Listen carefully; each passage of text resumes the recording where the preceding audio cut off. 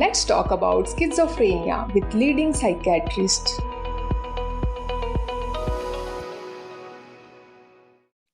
നമസ്കാരം. ഞാൻ consultant psychiatrist doctor Jinu ചന്ദ്രൻ. ഇന്ന് ലോക സ്കിസോഫ്രീനിയ ദിനമാണ്. സ്കിസോഫ്രീനിയയെ പറ്റി കുറച്ച് കാര്യങ്ങൾ നിങ്ങളുമായി പങ്കുവയ്ക്കാനാണ് ഞാനിവിടെ ഇരിക്കുന്നത്. മെയ് 24 എല്ലാ വർഷവും ലോക സ്കിസോഫ്രീനിയ ദിനമായി ആചരിക്കുന്നു. ഈ രോഗത്തിനെ പറ്റി ബോധം ഉണ്ടാക്കാനും രോഗിയോടുള്ള വിവേചനവും ഒറ്റപ്പെടുത്തലും ഒഴിവാക്കാനും ഇതിന് ചികിത്സ ലഭ്യമാണ് എന്ന സന്ദേശം എല്ലാവരിലും എത്തിക്കുവാനാണ് ഈ ദിനത്തിന്റെ ലക്ഷ്യം. സ്കിസോഫ്രീനിയ എന്നത് ചിത്തഭ്രമ വിഭാഗത്തിൽപ്പെട്ട ഒരു മാനസിക രോഗാവസ്ഥയാണ്. തലച്ചോറിനെയാണ് ഇത് ബാധിക്കുന്നത്. തലച്ചോറിലുള്ള ഡോപ്പമിൻ, ഗ്ലൂട്ടമേറ്റ് തുടങ്ങിയ ചില രാസവസ്തുക്കളുടെ ഏറ്റക്കുറച്ചിലിൽ കൊണ്ടാണ് ഇത് ഉണ്ടാകുന്നത്. അതുകൊണ്ട് തന്നെ ഇതിന് ചികിത്സിക്കാനായി മരുന്നുകളും ഉണ്ട്. ഒരു രോഗിയുടെ മാനസിക പരിശോധിച്ചു, അതായത് മെന്റൽ സ്റ്റാറ്റസ് എക്സാമിനേഷൻ, പിന്നെ സ്വഭാവ നിരീക്ഷണങ്ങൾ, ഇതെല്ലാം വഴിയാണ് രോഗനിർണയം നടത്തുന്നത്. ഇത് സ്ത്രീകളിലും പുരുഷന്മാരിലും ഉണ്ടാകാം. എന്നാൽ പുരുഷന്മാർക്കാണ് ഒരു കുറച്ചുകൂടി നേരത്തെ, അതായത് 20-24 വയസ്സിലൊക്കെയാണ് ഇത് ആദ്യമായി ഈ രോഗലക്ഷണങ്ങൾ കാണുന്നത്. സ്ത്രീകളിലാകട്ടെ കുറച്ചുകൂടി താമസിച്ച് ഒരു 30-35 വയസ്സിൽ കാണപ്പെടുന്നു. Child onset schizophrenia, late onset schizophrenia എന്ന വിഭാഗവുമുണ്ട്. അതായത് കുട്ടികളിലും 45 വയസ്സിന് ശേഷവും ഈ രോഗാവസ്ഥ ഉണ്ടാകാം. ഇനി രോഗലക്ഷണങ്ങൾ എന്തൊക്കെയാണെന്ന് നോക്കാം. ഒറ്റയ്ക്ക് ഇരിക്കുമ്പോൾ ചെവിയിൽ അശരീരി പോലെ കേൾക്കുക, അതായത് നമുക്ക് വീട്ടിൽ അത് ഒറ്റയ്ക്കുള്ള ഒരു സംസാരമായിട്ടായിരിക്കും അടുപ്പമുള്ളവർക്ക് ശ്രദ്ധയിൽപ്പെടുന്നത്. മറ്റൊരു രോഗലക്ഷണം തെറ്റായ ഉറച്ച വിശ്വാസങ്ങൾ, സംശയങ്ങൾ, അസ്വാഭാവികമായി നമുക്ക് പറഞ്ഞാൽ മനസ്സിലാകാത്ത രീതിയിലുള്ള ചിന്തകൾ.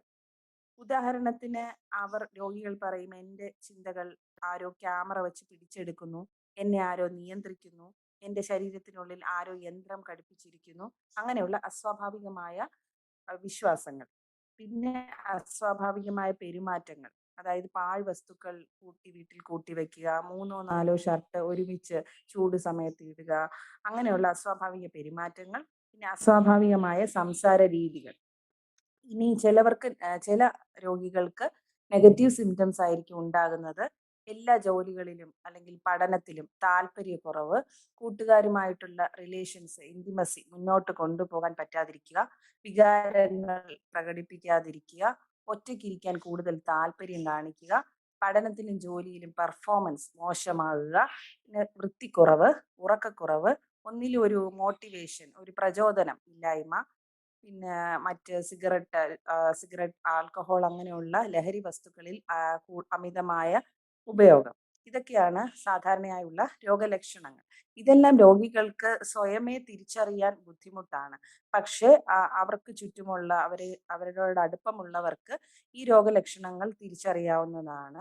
എന്നാൽ പലപ്പോഴും നാണക്കേടാണ് എന്ന ഒരു തെറ്റിദ്ധാരണ കാരണം ഈ കാര്യങ്ങൾ വീട്ടുകാർ പുറത്തറിയിക്കാറില്ല. സത്യാവസ്ഥ എന്താണെന്ന് വെച്ചാൽ 80% രോഗികൾക്കും ചികിത്സിച്ചാൽ മരുന്നുകൾ കൊണ്ട് രോഗം ഭേദമാക്കാനും ഒരു നോർമൽ ലൈഫിലേക്ക് അവരെ കൊണ്ടുവരാനും സാധിക്കും. എന്നാൽ ചികിത്സിച്ചില്ലെങ്കിൽ കാലപ്പഴക്കം കൊണ്ട് ഈ രോഗാവസ്ഥ മരുന്നുകളോട് പ്രതികരിക്കാൻ ബുദ്ധിമുട്ടുള്ള രീതിയിൽ ആയിത്തീരും. ഈ രോഗികൾക്ക് ചികിത്സിച്ചില്ലെങ്കിൽ ആത്മഹത്യാ പ്രവണത, അകാരണമായ വയലൻസ്, പിന്നെ മറ്റുള്ളവരെ അപകടപ്പെടുത്തുക, അങ്ങനെയുള്ള സാധ്യതകൾ ഉണ്ട്. അതുകൊണ്ട് തന്നെ വീട്ടുകാരായാലും അവരെ സ്നേഹിക്കുന്നവരായാലും അവരുടെ ഒരു കടമയാണ് ഇവരെ ഒരു സൈക്യാട്രിസ്റ്റിന്റെ കൃത്യമായ ചികിത്സയ്ക്ക് എത്തിക്കുക എന്നുള്ളത്. മാത്രമല്ല, രോഗലക്ഷണങ്ങൾ മാറിയാലും മരുന്നുകൾ ഡോക്ടറുടെ നിർദ്ദേശപ്രകാരമല്ലാതെ നിർത്താൻ പാടുള്ളതല്ല. കാരണം മരുന്നുകൾ നിർത്തിക്കഴിഞ്ഞാൽ ഈ രോഗാവസ്ഥ വീണ്ടും വരാനുള്ള സാധ്യതയുണ്ട്. നമസ്കാരം.